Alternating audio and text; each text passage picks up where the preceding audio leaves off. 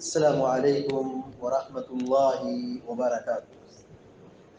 ان الحمد للہ نحمده ونستعینه ونستغفره ونعوذ باللہ من شرور انفسنا ومن سیئات اعمالنا من يهده الله فلا مضل له ومن يضلل فلا هادي له وأشهد أن لا إله إلا الله وحده لا شريك له وأشهد أن محمدا عبده ورسوله أما بعد فإن خير الحديث كتاب الله وخير الهدي هدي محمد صلى الله عليه وسلم وشر الأمور محدثاتها وكل محدثة بدعة وكل بدعة ضلالة وكل ضلالة في النار۔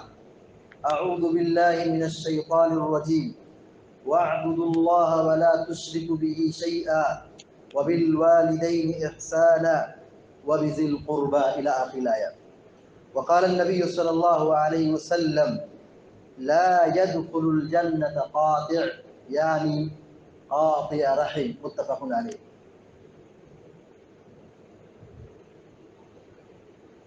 آج اللہ رب العالمین کے فضل اور اس کی توفیق سے ہم یہاں واہولی کی جامع مسجد میں حاضر ہیں ایک اہم مقصد کے تحت۔ مقصد یہ ہے کہ ہم کچھ دین کی باتیں کریں گے، دین سیکھیں گے، اللہ اور اس کے رسول کی تعلیمات کو جان کر کے اس پر عمل کرنے کی کوشش کریں۔ دین کا علم سیکھنا سکھانا یہ بہت ضروری ہے، کیونکہ یہ فتنوں کا دور ہے، مادیت پرستی غالب آ رہی ہے، بے دینی اور لادینیت پھیلتی جا رہی ہے۔ دین سے جوڑنا اور دین سے وابستہ ہونا یہ ہمیشہ ضروری ہے، لیکن چونکہ فتنوں کے دور میں ہمیں مسجد سے جڑنا، علماء سے جڑنا، دینی پروگراموں سے جڑنا یہ وقت کی اہم ترین ضرورت ہے۔ ہم سنیں گے تو کچھ سمجھیں گے، کچھ سیکھیں گے تو عمل کریں گے۔ جب ہم اصل چیز سیکھیں گے نہیں، سنیں گے ہی نہیں، تو دینداری کہاں سے پیدا ہو؟ مجھے جو موضوع دیا گیا ہے اس کا تعلق صلہ رحمی سے۔ صلہ رحمی رشتے ناتوں کو جوڑنا، رشتہ داروں کے ساتھ اچھا سلوک کرنا، رشتے کو مضبوط بنانا، رشتہ داری کے تقاضوں کو پورا کرنا، اس کی کیا اہمیت ہے، اس کی کیا فضیلت ہے، رشتہ داری کو نبھانے پر ہمیں کیا اجر ہے، کیا ثواب ہے، اور رشتہ داری کو توڑنے کا کیا خطرناک انجام ہے۔ انہی موضوعات پر، انہی عناوین پر چند باتیں کتاب و سنت کی روشنی میں گفتگو کی جائے گی۔ ہم اللہ رب العالمین سے دعا کرتے ہیں کہ اللہ تعالیٰ ہم سب کو دین کی باتوں کو سننے سے کہیں زیادہ عمل کی توفیق عطا فرمائے۔ ابھی آپ کے سامنے سورہ نساء کی ایک آیت کا ایک ٹکڑا پڑھا گیا ہے۔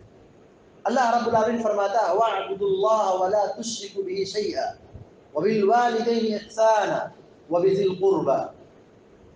اللہ رب العالمین نے فرمایا کہ تم اللہ کی بندگی کرو۔ اللہ رب العالمین یہ حکم دے رہا ہے تم اللہ کی عبادت کرو،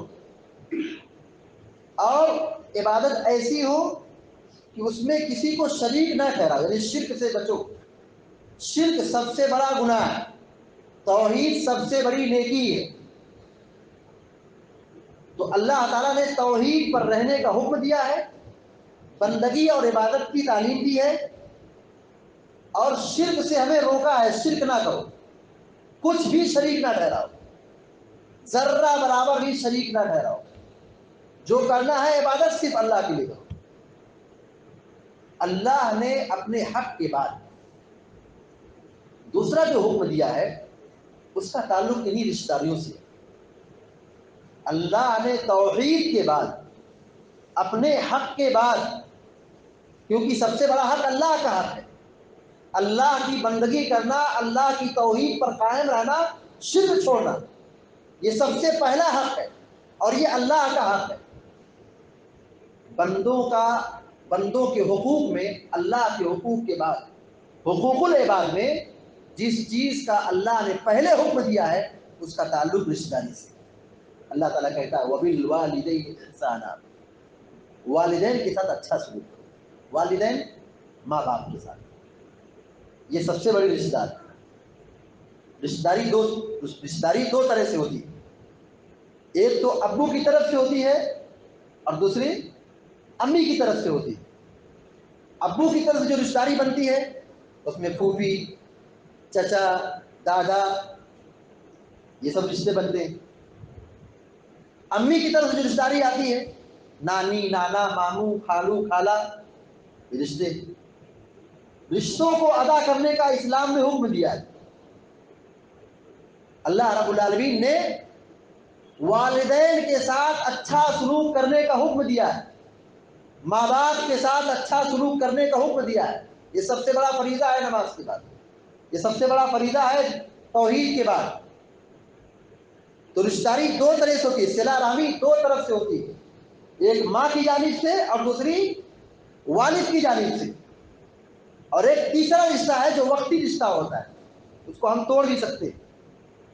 یوں تو رشتہ داری کی تین قسمیں ہیں، ایک تو ابو کی طرف سے، دوسرا امی کی طرف سے، تیسرا ہماری سسرال کی طرف سے یعنی بیوی کی طرف سے. تو دو رشتہ داری ایسی ہے کہ ہم اس کو کرنا ہی کرنا ہے، توڑنا نہیں ہے، چھوڑنا نہیں ہے، نبھانا ہی نبھانا ہے، چاہے وہ جیسے بھی ہو. ان کو ادا ہی کرنا ہے، اس رشتہ داری کو پورا ہی کرنا ہے. چھوڑیں گے تو گناہ ملے گا. لیکن ایک رشتہ داری جس کا تعلق سسرال سے ہے، ہماری بیوی سے ہے، یہ صلہ رحمی میں نہیں آتا ہے. ہاں ان کو بھی ادا کرنا ہے، ان کے ساتھ بھی اچھا سلوک کرنا، وہ بھی رشتہ دار ہے، لیکن صلہ رحمی کا جو حکم دیا گیا ہے صلہ رحمی کرو، یہ خاص ہے ماں کی جانب سے، باپ کی جانب سے، والد کی جانب سے. تو اللہ رب العالمین کہتا ہے ماں باپ کے ساتھ اچھا سلوک کرو، تو یہ رشتہ دار ہے. آج کون ماں باپ کو رشتہ دار سمجھتا ہے؟ تو یہ سمجھتے ہیں کہ ماں باپ مطلب ہمارے گھر کے ہیں، ان کے ساتھ جیسا بھی معاملہ ہو سب چلے گا، اپنے گھر کے جیسا روکھا سوکھا کھلاؤ، جیسا چاہو رکھو، یا گالی دو، برا بھلا کہو، نکالو رکھو، یا سماج کے دباؤ میں جا کر کے کچھ تھوڑا خیال رکھتے. دین سمجھ کی کون کرتا ہے؟ سماج کا ایک بہت بڑا المیہ یہ ہے کہ آج ماں باپ کے حقوق لٹ رہے ہیں، ماں باپ کی توہین ہوتی، ماں باپ کے حقوق ادا نہیں ہوتے. تو اسلام یہ حکم دے رہا ہے، اللہ تعالیٰ یہ حکم دے رہا ہے کہ ماں باپ کے ساتھ اچھا سلوک کرو. ماں باپ کے ساتھ اچھا سلوک کرنے کے بعد اللہ تعالیٰ یہ کہتا ہے وَبِذِي الْقُرْبَىٰ، قرابت داروں کے ساتھ اچھا سلوک کرو، رشتہ داروں کے ساتھ اچھا سلوک کرو. تو رشتے یہیں سے بنتے ہیں، ماں باپ سے بنتے ہیں. تو سب سے پہلے رشتوں میں ماں باپ کا رشتہ ہے. ماں باپ سے اوپر دادا، دادی، نانا، نانی، چچا، اور ادھر ماں کی طرف سے ماموں اور خالو، خالہ. ان رشتوں کی ہم قدر کریں. یہ رشتے بڑے انمول ہیں، یہ قیمتی ہیں. ہم ان کے ساتھ اچھا سلوک کریں گے تو گویا ہم دین پر چل رہے ہیں، ہم شریعت پر چل رہے ہیں، اللہ کے نبی صلی اللہ علیہ وسلم کی سنت اور تعلیم پر چل رہے ہیں. سنت اور شریعت صرف نماز میں نہیں ہے کہ مسجد آئے، نماز پڑھ لیے اور اس میں آمین بول دیے، رفع الیدین کر لیے، یہی سنت نہیں ہے. اس کے باہر بھی ہے، اس کے آگے بھی ہے. ماں باپ کے ساتھ اچھا سلوک کرنا اور رشتہ داروں کے ساتھ اچھا سلوک کرنا، یہ اللہ رب العالمین نے قرآن میں اس کا حکم دیا ہے. ایک دوسری اللہ تعالیٰ فرماتا ہے ان اللہ یأمر بالعدل والاحسان وایتاء ذی القربى. اللہ تمہیں حکم دیتا ہے کہ تم انصاف کرو، عدل کرو، ظلم نہ ڈھاؤ، نا انصافی نہ کرو، انصاف کرو، عدل کرو. اور اللہ تبارک و تعالیٰ احسان کا حکم دیتا ہے، احسان کرو، مدد کرو، خیال رکھو، اپنی ذات سے فائدہ پہنچائے، یہ احسان ہے. وَبِذِي الْقُرْبَىٰ وَذِي الْقُرْبَىٰ وَإِيتَاءِ ذِي الْقُرْبَىٰ، اور قرابت داروں کے ساتھ اچھا سلوک کرو، رشتہ داری نبھاؤ، یہ اللہ کا حکم ہے. ایک جگہ اللہ تبارک و تعالیٰ فرماتا ہے وَإِذْ أَخَذْنَا مِيثَاقَ بَنِي إِسْرَائِيلَ لَا تَعْبُدُونَ إِلَّا اللَّهَ وَبِالْوَالِدَيْنِ إِحْسَانًا وَذِي الْقُرْبَىٰ. قوم بنی اسرائیل سے اللہ رب العالمین نے بہت ساری چیزوں میں عہد و پیمان لیا، ایگریمنٹ لیا، کیا کرنا ہے کیا نہیں کرنا، زندگی کیسے گزارنی ہے، کیا تعلیمات دی اللہ رب العالمین نے، عہد و پیمان کیا لیا؟ کہا اللہ کی عبادت کرو، شرک نہ کرو، یہ پہلا حکم تھا، پہلا عہد و پیمان تھا۔ اس کے بعد یہ حکم تھا کہ ماں باپ کے ساتھ اچھا سلوک کرو، والدین کے ساتھ اچھا سلوک کرو، اور پھر تیسرا عہد و پیمان یہی تھا رشتہ داروں کے ساتھ اچھا سلوک کرو، قرابت داروں کے ساتھ اچھا سلوک کرو، ماں باپ کی طرف سے جو رشتے بنتے ہیں ان کا حق ادا کرو۔ ان رشتہ داری کے بارے میں اللہ سے ڈرنا، قیامت دن پوچھا جائے گا، واتقوا اللہ الذی تساءلون بہ والارحام، ان رشتوں کے بارے میں اللہ سے ڈرو، رشتہ داری کے تعلق سے اللہ کا خوف پیدا کرو، کیونکہ قیامت کے لیے اس رشتہ داری کے بارے میں پوچھا جائے کس نے حق ادا کیا اور کس نے حق تلفی کی، کس نے رشتوں کو نبھایا ہے، کس نے رشتوں کو توڑا ہے، یہ قیامت میں سوال ہوگا۔ لہذا ڈرنا چاہیے قیامت کے دن سے بھی اور رشتہ داری کے حق ادا کرنے سے بھی، کہ کہیں ظلم نہ ہو جائے، کہیں ناانصافی نہ ہو جائے، کہیں زیادتی نہ ہو جائے، کہیں ہم رشتوں کو توڑنے والے نہ بن جائیں۔ اللہ رب العالمین قرآن کریم میں مومن بندوں کی صفات ذکر کرتے ہوئے یہ بیان فرماتا ہے کہ مومن کون ہے؟ کہا والذین یصلون ما امر اللہ بہ ان یوصل، کہا مومن وہ ہے جو رشتہ داروں کے ساتھ اچھا سلوک کرتے، صلہ رحمی کرتے، رشتہ داری کے تقاضوں کو نبھاتے ہیں، رشتہ توڑتے نہیں ہیں، رشتہ بنا کے رکھتے ہیں، رشتوں کو جوڑتے ہیں، رشتے کو بناتے ہیں، مضبوط کرتے ہیں۔ تو ایسے لوگ اللہ کے نیک بندے ہیں، مومن بندے ہیں۔ نبی کریم صلی اللہ علیہ وسلم نے مکی زندگی میں آپ نے توحید کی دعوت دی، شرک سے روکا، ایک اللہ کی بندگی کی دعوت دی۔ مکی دعوتوں میں آپ دیکھیے پیارے نبی صلی اللہ علیہ وسلم رشتہ داروں کے ساتھ اچھا سلوک کرنے کی سخت تاکید کرتے تھے، رشتہ داروں کے ساتھ اچھا سلوک کرنے کی آپ تعلیم دیتے تھے۔ اللہ کے نبی علیہ السلام کی حدیث یہاں پر ذکر کی گئی، بخاری شریف کی روایت ہے کہ راوی کہتے ہیں کہ وَيَأْمُرُنَا بِالصَّلَاةِ وَالزَّكَاةِ وَالصِّدْقِ وَالْعَفَافِ وَالصِّلَةِ، ہرقل کے دربار میں ابو سفیان رضی اللہ تعالیٰ عنہ جس وقت انہوں نے ترجمانی کی تھی، وہ مسلمان نہیں تھے، اس وقت نان مسلم تھے، غیر مسلم تھے، اسلام نہیں قبول کیے تھے، پیارے نبی صلی اللہ علیہ وسلم کے دین کی ترجمانی کر رہے ہیں بادشاہ ہرقل کے دربار میں۔ اسلام کیا ہے، نبی کیا لے کر کے آئے، نبی کیا دعوت دیتے ہیں، نبی کی دعوت کیا ہے، نبی کی تعلیم کیا ہے۔ ابو سفیان کہتے ہیں رضی اللہ عنہ کہ رسول ہمیں نماز کی تعلیم دیتے ہیں، نماز کا حکم دیتے ہیں، زکوٰۃ کی تعلیم دیتے ہیں، سچائی کی تعلیم دیتے ہیں، پاک دامنی کی تعلیم دیتے ہیں، بے حیائی سے روکتے ہیں، گناہ سے روکتے ہیں، پاک دامنی کا حکم دیتے ہیں، اور آپ ہمیں صلہ رحمی کا حکم دیتے ہیں کہ رشتہ داروں کے ساتھ اچھا سلوک کریں۔ جعفر طیار رضی اللہ تعالیٰ عنہ حبش کے دربار میں، نجاشی دربار میں جو اسلام کی ترجمانی کی تھی، اس میں بھی یہی بات تھی کہ رسول ہمیں رشتہ داروں کے ساتھ اچھا سلوک کرنے کی تعلیم دیتے ہیں۔ پیارے نبی صلی اللہ علیہ وسلم رشتوں کی کتنی قدر کرتے تھے، رشتہ داری کتنا نبھاتے تھے، رشتوں کا کتنا خیال رکھتے تھے، اس واقعے سے ہم اندازہ لگا سکتے ہیں کہ پیارے نبی صلی اللہ علیہ وسلم پر پیارے نبی علیہ السلام کو نبی بنایا گیا، نبوت کا تاج پہنایا گیا، آپ گھبرا گئے، وہی نازل ہوئی اقرأ بسم ربک الذی خلق، غار حرا میں سے بھاگے آپ گھر آئے۔ آپ کہتے ہیں گھر آ کر کے ام المومنین حضرت خدیجہ رضی اللہ تعالیٰ عنہا سے مجھے اپنی جان کا خطرہ ہے، مجھے ڈر لگتا ہے، اب میں بچوں گا نہیں، ڈر لگتا ہے، کوئی حادثہ ہو سکتا ہے، مجھے بہت خوف ہے، ڈر ہے۔ ام المومنین حضرت خدیجہ رضی اللہ تعالیٰ عنہ کیا کہتی ہیں؟ کلا لن یخزیک اللہ ابدا انک لتصل الرحم، کہا ہرگز نہیں، قطعاً نہیں، کبھی نہیں، اللہ آپ کو رسوا نہیں کرے گا، ضائع نہیں کرے گا۔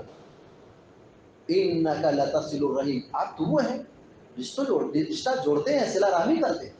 یعنی اللہ کے نبی صلی اللہ علیہ وسلم نبوت سے پہلے بھی، نبوت کے بعد بھی نبی کا ایک خاص طریقہ رہا ہے کہ آپ صلی اللہ علیہ وسلم رشتوں کے ساتھ اچھا سلوک کرتے تھے، رشتہ نبھاتے تھے، رشتے کا حق ادا کرتے تھے، صلہ رحمی کرتے تھے۔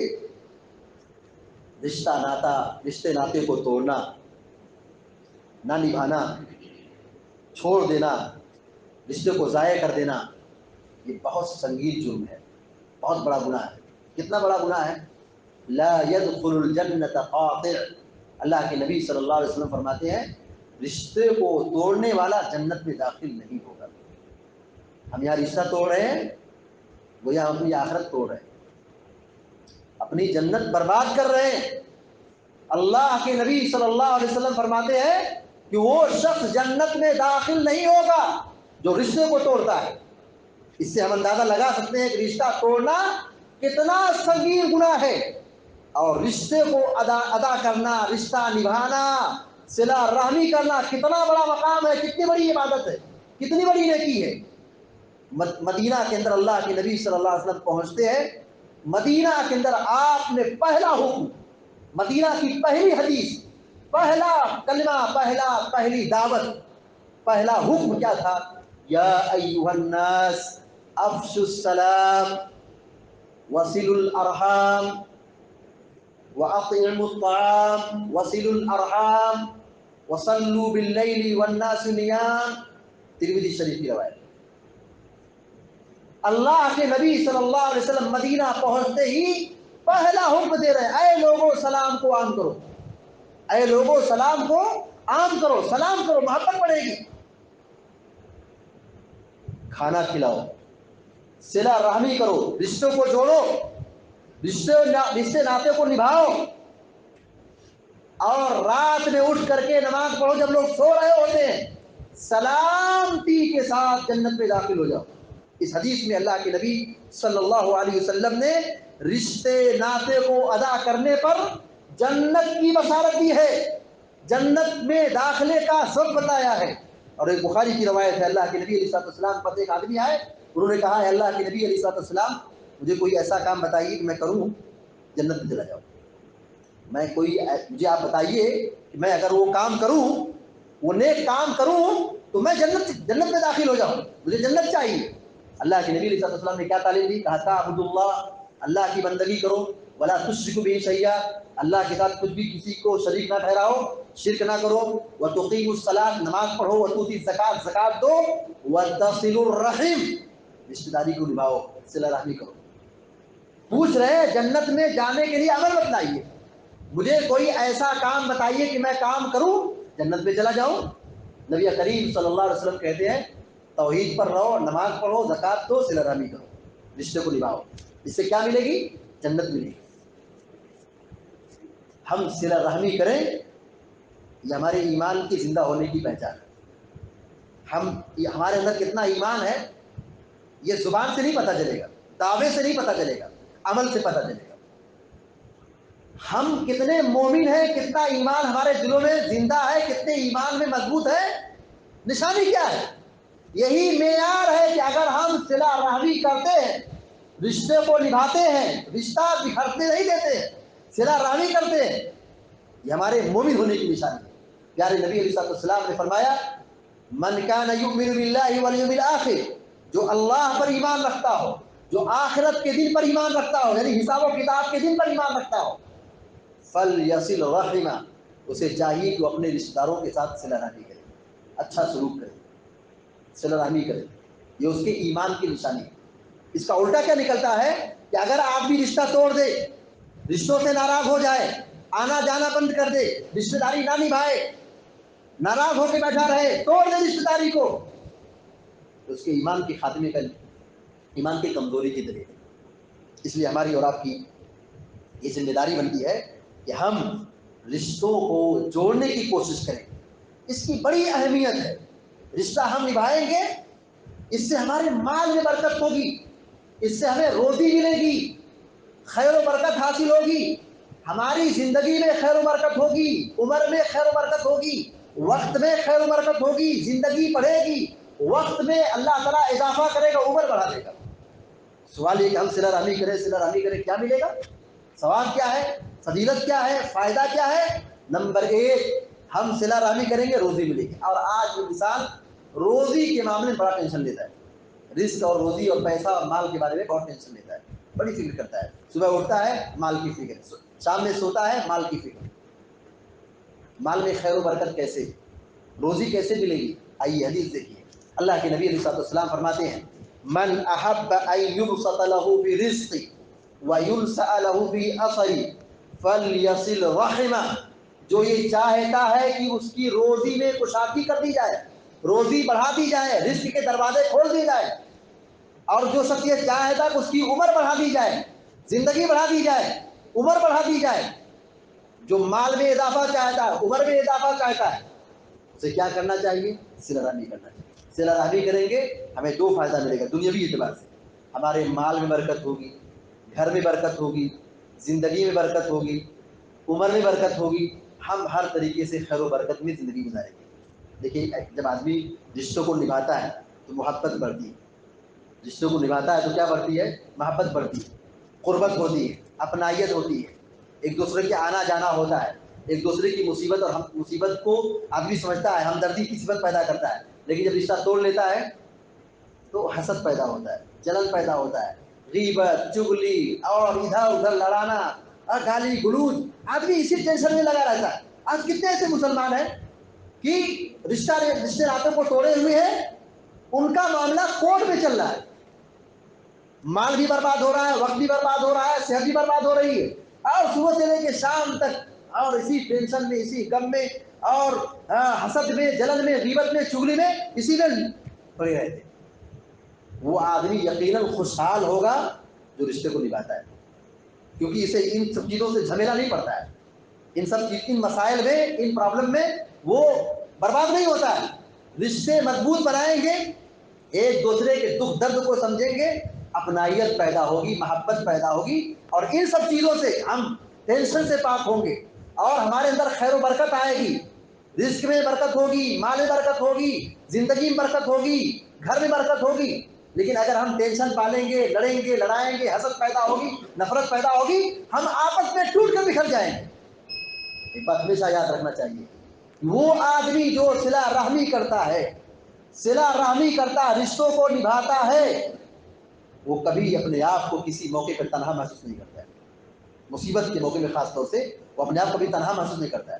وہ اگر صلہ رحمی کرتا ہے، رشتوں کو جوڑتا ہے، مضبوط بناتا ہے. اگر آج ہم مصیبت پہنچتی ہے، کوئی بیماری، کوئی پریشانی آتی ہے، چاروں طرف سے ہمارے رشتہ دار ہمارے پاس آ جاتے ہیں. لیکن اگر ہم ٹوٹے رہیں، بکھرے رہیں، توڑے رہیں، تو کوئی ہمارے غم میں، مصیبت میں، پریشانی میں کوئی ساتھ دینے والا نہیں. ہم اکیلے ہو جاتے، بے سہارا ہو جاتے. لہٰذا ہم سب کی ذمہ داری بنتی ہے کہ ہم صلہ رحمی کریں. صلہ رحمی کرنے سے یہ صرف گھر میں برکت نہیں ہوتی ہے، اس کا اثر معاشرے پر بھی ہوتا ہے، گاؤں پر بھی ہوتا ہے، شہر پر بھی ہوتا ہے. وہ شہر آباد ہوتا ہے جہاں پر صلہ رحمی ہوتی ہے، وہ شہر برباد ہو جاتا ہے جہاں پر صلہ رحمی نہ ہو. پیارے نبی صلی اللہ علیہ وسلم فرماتے ہیں صلۃ الرحم وحسن الخلق وحسن الجوار یعمران الدیار ویزیدان فی الاعمار. مسند احمد کی صحیح روایت ہے. اللہ کے نبی علیہ السلام فرماتے ہیں صلہ رحمی کرنا، اچھے اخلاق سے پیش آنا اور پڑوسیوں کے ساتھ اچھا سلوک کرنا، یہ تین چیزیں، صلہ رحمی کرنا، اچھے اخلاق سے پیش آنا، پڑوسیوں کے ساتھ اچھا سلوک کرنا. اس سے ہوتا کیا ہے؟ شہر آباد ہوتے ہیں، شہر آباد ہوتے ہیں، علاقہ آباد ہوتا ہے، اور عمر میں یہ عمل، عمر میں، زندگی میں، حیات میں یہ اضافہ کرتا ہے، عمر بڑھا دی جاتی ہے. اسی طریقے سے صلہ رحمی کرنے سے ایک اہم ترین فائدہ یہ ہے کہ اگر ہم صلہ رحمی کرتے ہیں تو ہمارے گناہ معاف ہوتے ہیں. صلہ رحمی ہم کرتے ہیں، دیکھیں ہم انسان بشر ہیں، بشر ہونے کے ناطے انسان میں غلطی ہو سکتی ہے اور ہوتی ہے، اور یقیناً ہوتی ہے اور ہونا بھی چاہیے، تبھی تو فرق ہوگا، ہم فرشتے نہیں ہیں. انسان ہونے کے ناطے غلطی ہوتی ہے، گناہ ہوتا ہے، اور ہم صلہ رحمی کریں تو ہمارے گناہ معاف ہوتے ہیں. عبداللہ بن عمر رضی اللہ تعالیٰ عنہما کے پاس ایک آدمی آیا اور کہا کہ میں نے گناہ کر لیا ہے، میں کیا کروں؟ میں گناہ کر لیا ہوں، مجھے کوئی بتائیے کہ میں کیا کروں. تو پوچھا کیا تمہاری امی زندہ ہے، تمہاری والدہ زندہ ہے؟ کہا نہیں، والدہ نہیں. کہا خالہ زندہ ہے؟ کہا ہاں خالہ میری زندہ ہے. کہا جاؤ اپنے خالہ کے ساتھ صلہ رحمی کرو، اپنے خالہ کے ساتھ اچھا سلوک کرو، صلہ رحمی کرو. اچھا ہم جب صلہ رحمی کہتے تو صلہ رحمی کا مطلب کیا ہے؟ بار بار لفظ آیا صلہ رحمی صلہ رحمی۔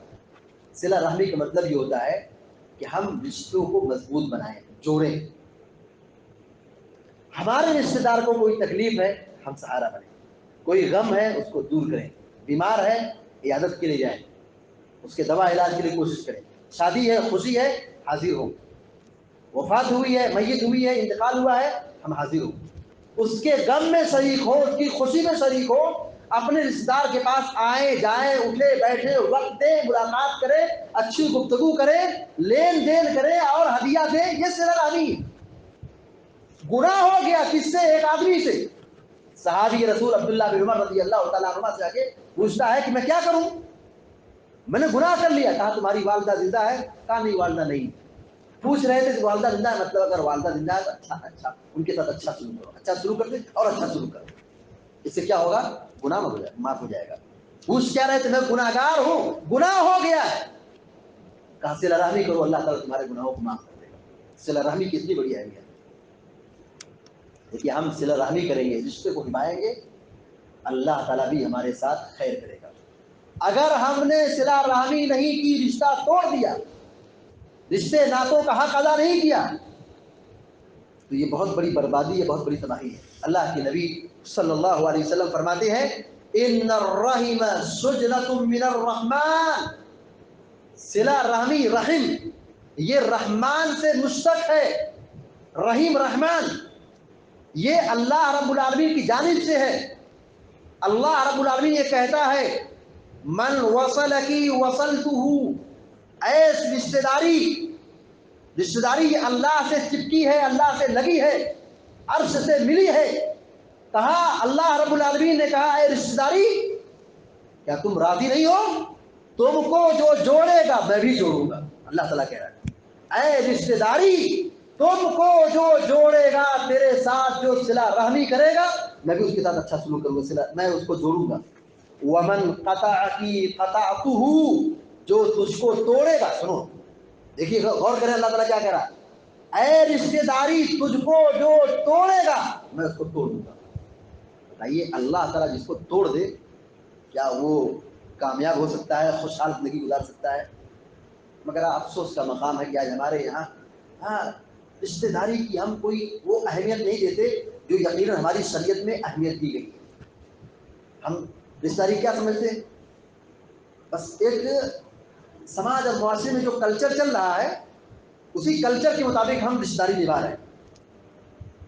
رشتہ داری یہ دین ہے، یہ ایمان ہے، ہم دین سمجھ کر اس کو ادا کریں، اور ہم دین سمجھ کر جب ہم ادا کریں گے تو ہم بچھڑیں گے نہیں، ہم توڑنے والے نہیں بنیں گے، ہم کاٹنے والے نہیں بنیں گے، ہم جوڑنے والے بنیں گے، اس کو ملانے والے بنیں گے۔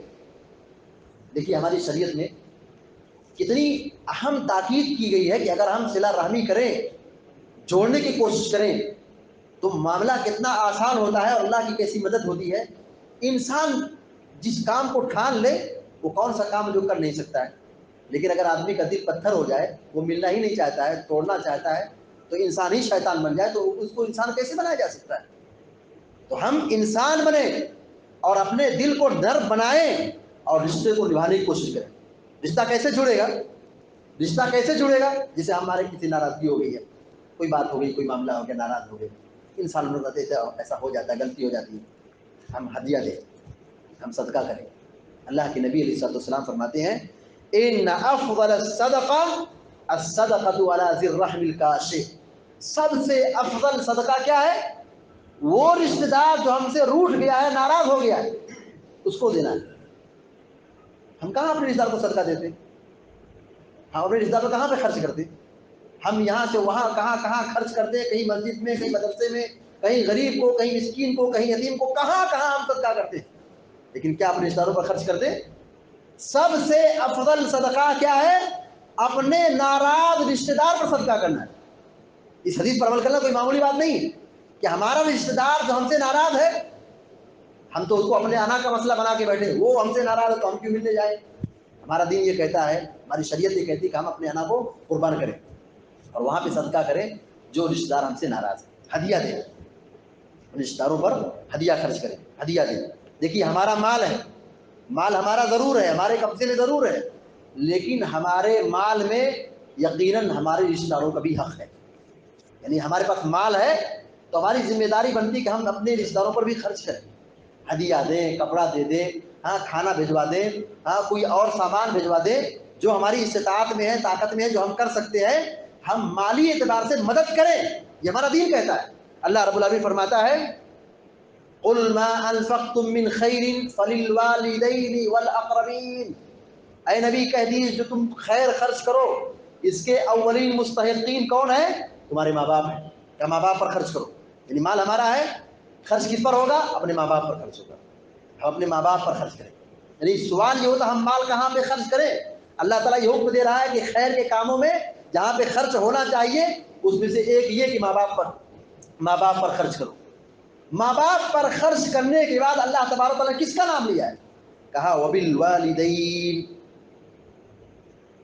ماں باپ کے ساتھ خرچ کرنے کے بعد کس کا نام لیا اللہ رب العالمین نے؟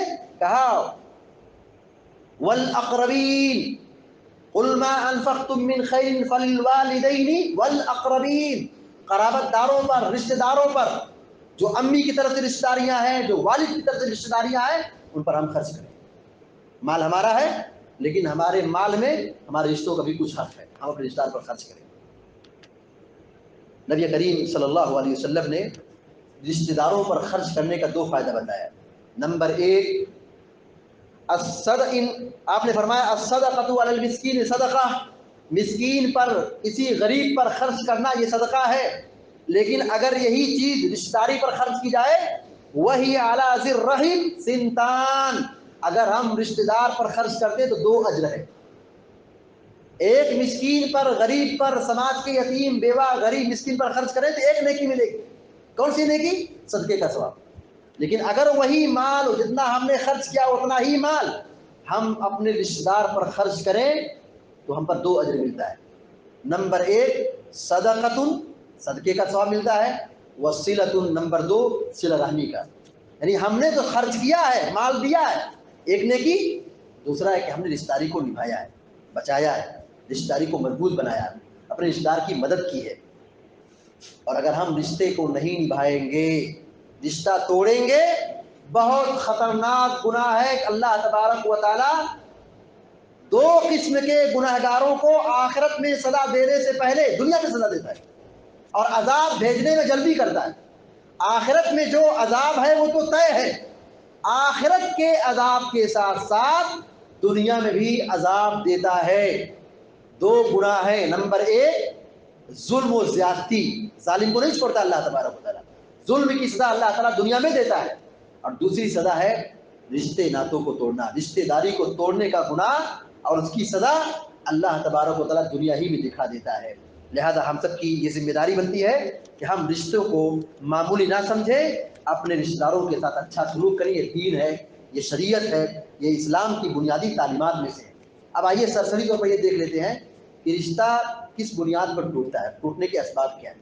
اس کے بعد دوسرا موضوع رہے گا اسی کے بعد کہ اس کا علاج کیا ہے، کیسے مضبوط بنائیں، توڑنے سے کیسے بچائیں.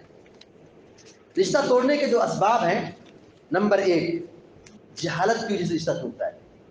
حدیث میں کہا گیا ہے نسب کو سیکھو، نسب کو، رشتہ داری کو جانو. رشتہ داری جب جانو گے تو ادا کرو گے. جہالت کی بنیاد پر رشتہ توڑا جاتا ہے. ابھی جو حدیث بیان کی گئی رشتہ داری توڑیں گے تو کیا گناہ ہے، رشتہ داری نبھائیں گے تو کیا ثواب ہے. اگر ایک آدمی یقین کے ساتھ، علم کے ساتھ اگر یہ جان لے تو وہ رشتہ داری کو نبھائے گا. اگرچہ اس کے ساتھ زیادتی ہو رہی ہے، اس کے ساتھ اچھا سلوک نہیں ہو رہا ہے، وہ تو اپنا فرض ادا کرے گا. تو پہلی وجہ رشتہ داری توڑنے کی جہالت ہے. دوسری وجہ ہے گھمنڈ، تکبر، غرور کی وجہ سے رشتہ ٹوٹتا ہے. تیسری وجہ ہے بخیلی، مالی ہوس. ہم کو کیا ضرورت ہے، مہمان آئے مہمان پر خرچ کریں، کیا ضرورت ہم کو، ان کو دیں، رشتہ داروں کو دیں، ہم نہیں دیں گے، بخیلی کریں گے. تو بخیلی کی وجہ سے بھی رشتہ ٹوٹتا ہے. اللہ نے دیا ہے تو دل کھول کر کے خرچ کریں، رشتہ داروں پر خرچ کریں. چوتھی چیز ہے چغل خوری. اس سے رشتہ ٹوٹتا ہے. بات کچھ نہیں ہوتی ہے لیکن بیچ میں 1-2 قسم کے دلال ہوتے ہیں، ادھر ادھر جا کے لڑاتے ہیں، جس کی وجہ سے چھوٹی سی بات رائی پہاڑ بن جاتا ہے. چھوٹی بات ہوتی ہے، بات بڑی بن جاتی ہے. تو چغل خوری سے رشتہ ٹوٹتا ہے. 5ویں چیز ہے لالچ، لمبی امیدیں. میں گیا تو میرے ساتھ ایسا کیے، میں گیا تو ایسا کیا، ایسا نہیں کیے، میں یہ سوچا تھا وہ نہیں کیے، لمبی لمبی امیدیں، یہ سب امیدیں نہیں رکھنا چاہیے. دنیا کی زندگی بہت مختصر ہے. جو اس میں نیک عمل کرنا ہے آدمی کو نیک عمل کرنا چاہیے، دنیا کی طرف زیادہ توجہ نہیں دینا چاہیے. چھٹی وجہ ہے تقویٰ کی کمی. تقویٰ اور ایمان کمزور ہے جس کی بنا پر آدمی رشتہ توڑتا ہے. 7ویں چیز ہے کہ عزت کا خیال نہ رکھنا، تقریب نہ کرنا. دیکھیے ہماری شریعت میں کہا گیا ہے مہمان آئے اس کی قدر کرو، رشتہ داری ہے اس کی حفاظت کرو.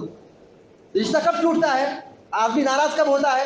جب اس کے ساتھ کوئی بے ادبی کرتا ہے، اس کو زبان سے تکلیف دیتا ہے، اس کی برائی بیان کرتا ہے. تو ہم کو چاہیے کہ ہم آداب کا خیال رکھیں. ہمارے رشتہ دار ہیں، ہمارے قرابت دار ہیں، ہمارے خاندان کے ہیں، ہمارے قبیلے کے ہیں، ان کی عزت کریں، ان کی قدر کریں. عزت کریں گے رشتہ نہیں ٹوٹے گا. جہاں بے عزتی ہوتی ہے، جہاں جہالت لوگ برتتے ہیں، اس کی بنیاد پر رشتہ ٹوٹتا ہے. تو ہم یہ کام ایسی حرکت نہ کریں. ہماری بدعماری کی وجہ سے، ہماری بد کرداری کی وجہ سے، ہماری بد زبانی کی وجہ سے وہ ہم سے ناراض ہو جائے تو ہم کو تو منانا چاہیے. تو یہ اسباب ہیں. ایک سبب یہ بھی ہے کہ ظلم و زیادتی، حق تلفی، اس سے بھی رشتہ ٹوٹتا ہے. ایک دوسرا سبب ہے وراثت کی تقسیم میں تاخیر کرنا. یہ بنیادی وجہ ہے. ابو کا انتقال ہوا، امی کا انتقال ہوا، ابھی وراثت تقسیم ہی نہیں ہوئی ہے، برسوں ہو گئے، چھوٹا بھائی پریشان ہے، بڑا بھائی اس پر قبضہ جما کے بیٹھا ہے. یا کبھی ایسا بھی ہوتا ہے چھوٹا لاڈلا تھا وہ قبضہ لے کے بیٹھا ہے، تقسیم نہیں کر رہا ہے. اس سے آپس میں نفرتیں پیدا ہوتی. جب حق نہیں ملتا ہے تو آدمی اپنے حق کے لیے ناراض ہوتا ہے. تو رشتے کو برباد کرنے والی چیزوں میں، رشتہ کو توڑنے کی والی چیزوں میں سے ایک سبب کیا ہے؟ وراثت کی تقسیم میں تاخیر کرنا. تو اس سے بھی رشتہ ٹوٹتا ہے. آج ہمارے یہاں سماج میں چچا کے جو حقوق ہیں، والد کے جو بھائی ہیں ان کے جو حقوق ہیں، یہ کون ادا کرتا ہے؟ ناراضگی کیوں ہے؟ وجہ یہی ہے کہ وراثت کی تقسیم میں کہیں ظلم ہوا ہے، کہیں ہڑپ لیا ہے، کہیں چھین لیا ہے، کہیں نہیں دیا ہے، کہیں تقسیم ہی نہیں کیا ہے، معاملہ کورٹ میں چل رہا ہے. وراثت کی تقسیم اگر صحیح طور پر ہو تو یہ رشتے ناطے بکھرتے نہیں ہیں. اب آئیے دیکھیں رشتے ناتوں کو ہم کیسے جوڑیں، اس کی حفاظت کیسے کریں، رشتہ مضبوط کیسے بنائیں، اس کے کیا اسباب ہیں. نمبر 1، ہم معاف کریں. اگر کوئی ایسا معاملہ ہو جائے کہ ہمارا رشتہ دار ناراض ہو گیا ہے، ہم معاف کریں، درگزر سے کام لیں. ہاں انسان ہی انسانی سے غلطی ہوگی، کیا ہم نہیں غلطی کرتے؟ ہم انسان ہیں. جیسے وہ ہم سے کچھ غلطی کسی وجہ سے ناراض ہوا ہے، ہم معاف کر دیں. ہم چھوٹے بن جائیں، ہم معاف کر دیں. تو معاف کر دیں گے تو یہ رشتہ کیا ہوگا؟ بکھرے گا نہیں، رشتہ مضبوط ہوگا، رشتہ ٹوٹے گا نہیں. ہم معاف کریں. دیکھیے ابوبکر صدیق رضی اللہ تعالیٰ، بہت لمبا واقعہ میں مختصر بتلاتا ہوں. ابوبکر صدیق رضی اللہ تعالیٰ نے اپنے رشتہ دار سے کہہ دیا کہ میں خرچہ نہیں لوں. اس پر مال خرچ کرتے تھے، دیتے تھے، راشن دیتے تھے. پھر اس کے بعد کوئی معاملہ ہوا، ابوبکر صدیق کی بیٹی عائشہ رضی اللہ تعالیٰ پر الزام لگا دیا انہی نے. تو ابوبکر صدیق رضی اللہ عنہ کہنے لگے کہ میں خرچ نہیں لوں گا، نہیں دوں گا خرچ. میں خرچہ دے رہا ہوں، راشن دے رہا ہوں، اور یہ میری بیٹی پر الزام لگا رہے ہیں، اور وہ غلط الزام لگا رہے ہیں. اللہ رب العالمین نے کیا آیت نازل فرما دی؟ فَلْيَعْفُوا وَلْيَصْفَحُوا أَلَا تُحِبُّونَ أَن يَغْفِرَ اللَّهُ لَكُمْ. معاف کر دو، جانے دو. معاف کر دینا چاہیے. معاف کریں گے اللہ ہمیں معاف کرے گا. ہم معاف کریں گے رشتہ ہم بچا دیں گے. اگر ہم اڑ جائیں، غرور پہ آ جائیں، انا پہ آ جائیں، توڑنے پہ آ جائیں، بل ہمارا دل سخت ہو جائے تو پھر رشتہ مضبوط نہیں ہوگا، ٹوٹ جائے گا، بکھر جائے گا. اگر ہم معاف کر دیں، چھوٹے بن جائیں، تو یقین رشتے کو ہم آباد کر سکتے ہیں. اسی طریقے سے دوسرا سبب ہے صبر کرنا. زیادتی ہو رہی ہے، بے ادبی ہو رہی ہے تو ہم صبر کریں، جانے دیں. تیسرا سبب ہے ہم بدلہ نہ لیں، بدلہ نہ لیں. چوتھی چیز ہے تواضع اختیار کریں، خاکساری اختیار کریں، اپنے آپ کو چھوٹا بنا دیں. ابھی جو اپنے آپ کو بڑا بنتا ہے، قابل بنتا ہے، بدلہ لیتا ہے، تو پھر کیا ہوتا ہے؟ وہ بھی تیش میں آئے گا، وہ بھی غصے میں آئے گا. لیکن اگر سامنے والا دب جائے، جھک جائے، اللہ کے لیے جھک جائے، اللہ کے لیے اپنے آپ کو چھوٹا کر لے، تو اللہ بھی عزت دیتا ہے، دنیا کے اندر بھی اور آخرت کے اندر بھی. اور ایک بہت بڑا فائدہ یہ ہوگا کہ جو اس سے گناہ سرزد ہونے والا ہے وہ اس گناہ سے بچ جاتا ہے. پانچویں جو وجہ ہے جس سے ہم رشتہ داری کو مضبوط بنا سکتے ہیں، آپس میں لین دین کرنا، ہدیہ دینا، تحفہ تحائف دینا. چھٹی چیز ہے دعوت دینا، اپنے یہاں بلانا، کھانے کی دعوت دینا، بلانا. صرف شادی میں نہیں. ہمارے یہاں کیا ماحول بنا ہے؟ رشتہ داری کب نبھائیں گے؟ جب کوئی مرے گا تب جائیں گے. کوئی بیمار ہوگا تب جائیں گے, کوئی کسی کی شادی ہوگی تب جائیں گے. نہیں, صلہ رحمی یہی ہے کہ ہم ایسی جائیں ملاقات کرنے کے لیے, حال چال لینے کے لیے, ملیں جلیں, آپس میں بیٹھیں, وقت دیں, اس سے رشتہ مضبوط ہوگا. دعوت دیں, کھانا کھلائیں. اسی طریقے سے رشتہ مضبوط بنانے کے لیے ایک سبب یہ بھی ہے کہ ہم مصیبت کے موقع پر, رنج و غم کے موقع پر, پریشانی کے موقع پر سپورٹ کریں, مالی مدد کریں. مالی مدد کریں گے تو کیا فائدہ ہوگا کہ ہم اگر وہی دوسرے کو دیں گے ثواب ملے گا, اگر رشتہ دار کو دیں گے ثواب بھی ملے گا, اور صلہ رحمی کی جو رشتہ داری کو جوڑنے کا جو ثواب ہے اس کا بھی اللہ تعالیٰ ثواب دے گا. یعنی دو ثواب ہے, صدقے کا ثواب اور صلہ رحمی کا ثواب. اسی طریقے سے رشتہ داری کو مضبوط بنانے کے اعمال میں سے ایک سبب یہ بھی ہے کہ ہم اپنے رشتہ داروں کی قدر کریں. جب وہ آئیں تو عزت و احترام کے ساتھ ان کے ساتھ پیش آئیں, ان کی عزت کریں, ان کی توقیر کریں. ادب احترام بہت بڑی چیز ہے, ادب اور احترام بہت بڑی چیز ہے. بسا اوقات آدمی کا یہ اخلاق جو اس کے جو عادات سے تعلق رکھتا ہے, اس میں آدمی پیسہ نہیں خرچ کرتا ہے, آدمی وقت دیتا ہے, اچھی گفتگو کرتا ہے, اس کی عزت کرتا ہے, اس کی قدر کرتا ہے, یہی اس کے دل کو خوش کر دیتی ہے. اگر آدمی بری زبان استعمال کرے, بے ادبی کرے, تو آدمی اس چیز کو اپنے دل میں بہت رنج ملال محسوس کرتا ہے, بڑی تکلیف محسوس کرتا ہے, اور اس سے رشتے کی ناقدری ہوتی ہے اور رشتہ ٹوٹ جاتا ہے, بکھر جاتا ہے. یہ کچھ اعمال تھے جس کی وجہ سے ہم رشتہ داری کو مضبوط بنا سکتے ہیں. ہماری اور آپ کی یہ ذمہ داری بنتی ہے کہ ہم اپنے رشتوں کی قدر کریں اور ہم اپنے رشتوں کو معاف کریں. ہم معاف کریں گے تو اللہ تبارک ہم کو معاف کرے گا. تو جو رشتے ناراض ہیں خاص طور سے ان کے پاس ہم جائیں, ملے بیٹھیں, یہ سب اپنے ہی ہیں, اپنے ہی قبیلے کے ہیں, اپنے ہی گھرانے کے ہیں, اپنے ہی نسل سے ہیں. ہم ان کی قدر نہیں کریں گے تو کون دوسرا قدر کرے گا؟ اگر ہم ہی چھوڑ دیں گے تو دوسرے لوگ اور چھوڑ دیں گے. لہذا ہم اپنے آپ کو آپس میں مضبوط بنائیں. جب ہم رشتہ داری کو مضبوط بنائیں گے پھر اس سے کیا ہوگا, ہم آپس میں مل جل کر کے رہیں گے. اگر ہم رشتہ داری کو توڑیں گے, پڑوسی کو توڑیں گے, سماج کو توڑیں گے, تو ہم ٹوٹ کر کے بکھر جائیں گے. ایک جانور جیسی ہماری زندگی ہوگی, جیسے ایک جانور ادھر بھاگتا ہے, دوسرا جانور ادھر بھاگتا ہے, کوئی مصیبت میں سہارا نہیں بنتا ہے, کوئی پریشانی میں اس کا کوئی مداوا نہیں ہوتا ہے. تو ہم انسان ہیں, ہمارے اندر انسانیت ہونی چاہیے. ہم انسان ہیں, ہمارے اندر انسانیت ہونی چاہیے. انسانیت کی معراج اسی میں ہے کہ ہم اپنوں کی قدر کریں, ہم اپنوں کی قدر کریں, اپنے رشتہ داروں کے ساتھ اچھا سلوک کریں. دعا ہے رب العالمین سے کہ اللہ تبارک و تعالیٰ ہم کو, آپ کو اور سارے مسلمانوں کو اپنے رشتوں کی حفاظت کی توفیق عطا فرمائے, صلہ رحمی کی توفیق عطا فرمائے. جو دل بگڑے ہیں یا ناراض ہیں, اللہ تعالیٰ اس میں محبت پیدا کر دے. دو رشتوں میں جو درار ہے اللہ تعالیٰ اس کو آپس میں جوڑ دے, اور ہم سب کو مل جل کر زندگی گزارنے کی توفیق عطا فرمائے. آپس میں بھائی چارگی کی ہمیں توفیق عطا فرمائے. جو بیمار ہے اللہ تعالیٰ اپنے فضل و کرم سے انہیں شفائے کاملہ عطا فرمائے. جو پریشان اللہ تعالیٰ کی پریشانی کو دور فرمائے. اور مسلمان جہاں بھی آباد ہیں اللہ تعالیٰ تو اپنی رحمت نازل فرمائے اور مسلمانوں کی مدد فرمائے, اور ہم سب کو, آپ سب کو دنیا میں زندہ رکھے, ایمان پر, توحید پر, اور پیارے نبی صلی اللہ علیہ وسلم کی سنت پر سب کو قائم رکھے. آمین یا رب العالمین. اقول قولی ھذا واستغفر الله لي ولكم ولسائر المسلمين فاستغفروه انه هو الغفور الرحيم. وصلى الله على نبينا محمد وسلم تسليما كثيرا. والسلام عليكم ورحمة الله وبركاته.